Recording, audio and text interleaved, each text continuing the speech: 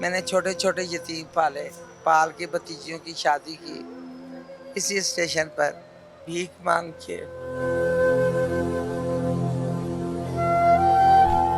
لیکن وہ ٹائم آ گیا کہ مجھے ایک ٹائم کی روٹی دینے کے لیے بھی کوئی تیار نہ ہوا۔ میں نے بیٹا اکبری حج بھی کیا ہوا ہے اور ایک عمرہ بھی کیا ہوا ہے، قرآن پاک بھی مکمل مجھے 5 سپارے حفظ ہے۔ ہمارا معاشرہ اس لیول پہ جا رہا ہے، اگر ہم بچوں کو پڑھانے بھی لگے نا تو اگلی بولتی ہے یہ ہمارے بچوں کی خراب کر دیں گے۔ بیٹا یہ آپ کی سوچ ہے، کبھی ہماری سوچ سے سوچو۔ ہم کسی کی اولاد کو برباد نہیں کرتی، ہم تو دعائیں کرتی ہیں کہ یا اللہ کی جس کی اولاد ہے سلامت رہے۔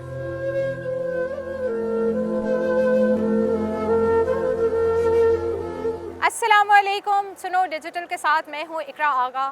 آج میں ریلوے اسٹیشن لاہور پر موجود ہوں، جہاں پر ایک انسان 40 سے 50 سال اس ادارے کی خدمت کرتا ہے اور اس کے بعد اسی کی اولاد کو اس ادارے میں جب بھیک مانگنی پڑتی ہے، یہ بہت ہی تکلیف دہ لمحہ ہے۔ تو آئیے آج میں آپ کو اس سے ملواتی ہوں اور اس کی کہانی اسی کی زبانی سناتی ہوں۔ چلیے میرے ساتھ۔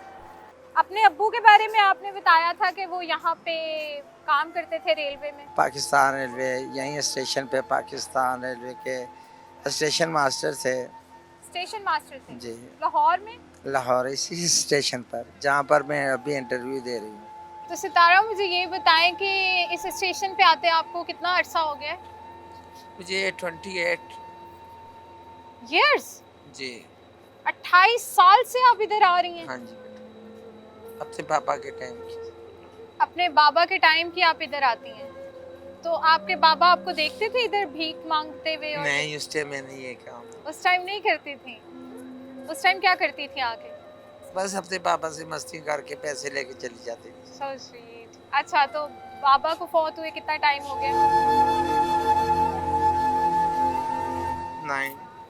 9 ایئرز ہو گئے۔ جی تو 9 سال سے آپ ادھر آ رہی ہیں؟ ہاں، ان کے بعد بھی آپ کا دل کیا اس جگہ پہ جہاں باپ کو دیکھتی تھی ایک افسر کی جگہ پہ، اور جا کے وہاں سے پیسے لیتی تھی، خوش باش کھیل کھول کے واپس آ جاتی تھی؟ ہاں بیٹا، اس دفتر میں جاتی ہوں، صرف یہ دعا کر کے آ جاتی ہوں کہ مالک کائنات میرے ابو کو اس جان میں اعلیٰ مقام عطا آمین، کرتا۔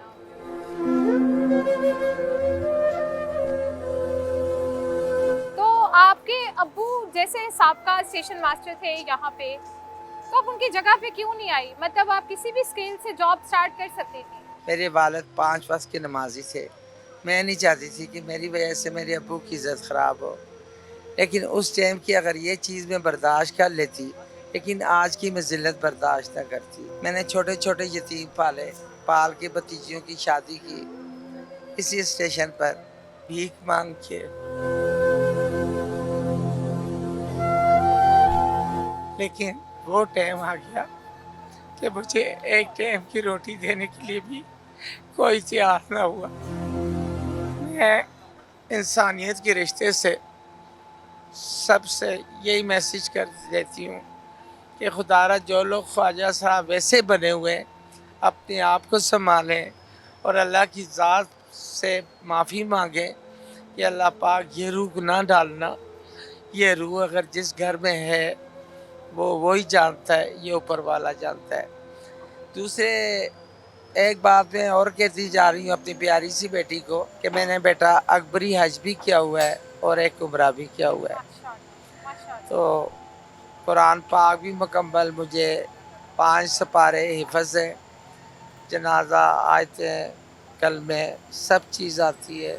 ایک میرا مذہبی گھر ہے، میری جو بڑی سسٹر ہے وہ ضلع گجرالے کی خطیب کی بیوی ہیں، وہ بھی قرآن حفظ ہے، اور چھوٹی جو ہے وہ کراچی کارڈیالوجی کی ڈاکٹرز ہیں، ڈاکٹر یاسمین۔ لیکن بیٹا اگر وہ مجھ سے نہیں ملنا چاہ رہے تو میں ان سے نہیں ملتی۔ اچھا ستارہ، آپ پڑھی لکھی ہیں، بی اے کیا ہوا ہے، تو آپ اپنے گھر میں ایسا سیٹ اپ کیوں نہیں کر لیتی کہ چھوٹے بچوں کو پڑھا دیں؟ بیٹا ہمارا معاشرہ اس لیول پہ جا رہا ہے، اگر ہم بچوں کو پڑھانے بھی لگے نا تو اگلی بولتی ہے یہ ہمارے بچوں کی خراب کر دیں گے. بیٹا یہ آپ کی سوچ ہے، کبھی ہماری سوچ سے سوچو. ہم کسی کی اولاد کو برباد نہیں کرتی، ہم تو دعائیں کرتی ہیں کہ یا اللہ کی جس کی اولاد ہے سلامت رہے.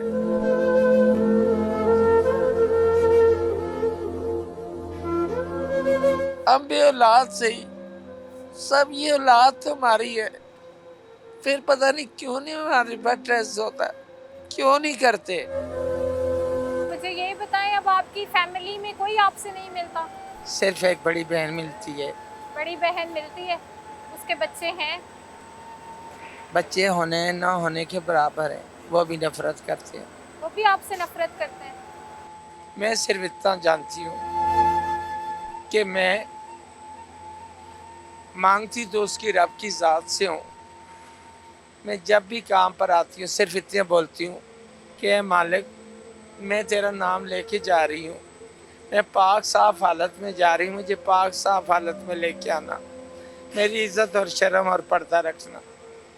اس سے آگے میں اور کچھ نہیں بولتی اور اللہ کو یاد کر کے نکل کے آ جاتی ہوں.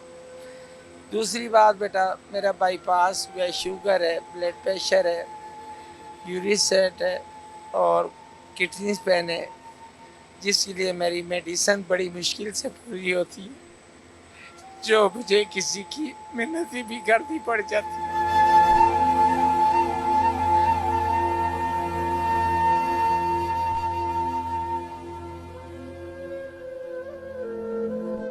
رات کو چار دیواری کے اندر مجھے صرف ایک کا خوف آتا ہے، بیٹا موت برحق ہے، کفن پر شک ہے.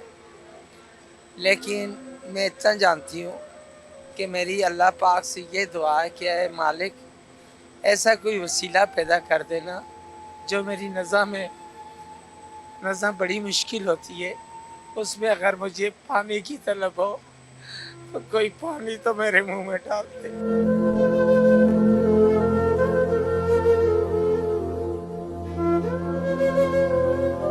یہ تھی ستارہ آوان، جن کی داستان آپ نے انہی کی زبانی سنی ہے. بہت ساری چیزیں ایسی ہوتی ہیں جو ہمارے ہاتھ میں ہوتی ہی نہیں ہیں. کچھ چیزیں اللہ کے ہاتھ میں ہوتی ہیں جن کو ہمیں ایکسیپٹ کر لینا چاہیے. لیکن ہم ایک ایسے معاشرے میں رہتے ہیں کہ اگر کچھ اس طرح کا کیس ہمارے سامنے آ جائے تو دنیا اس کو ایکسیپٹ کرتی ہی نہیں ہے، بلکہ اسے اور ذلالت اور شرمندگی کا سامنا کرنا پڑتا ہے. تو ہمیں ان لوگوں کو ہیلپ آؤٹ کرنا چاہیے. اور آپ کا اس بارے میں کیا کہنا ہے کامنٹ سیکشن میں ضرور بتائیے گا. اور اگر کوئی ان کو پرسنلی ہیلپ بھی کرنا چاہتا ہے تو یہ نمبر ہم ادھر مینشن کر دیں گے. آپ ان سے لاہور ریلوے اسٹیشن پر رابطہ بھی کر سکتے ہیں اور مل بھی سکتے ہیں. اور اگر کوئی ان کی ہیلپ کرنا چاہتا ہے تو وہ بھی کر سکتا ہے. Thank you.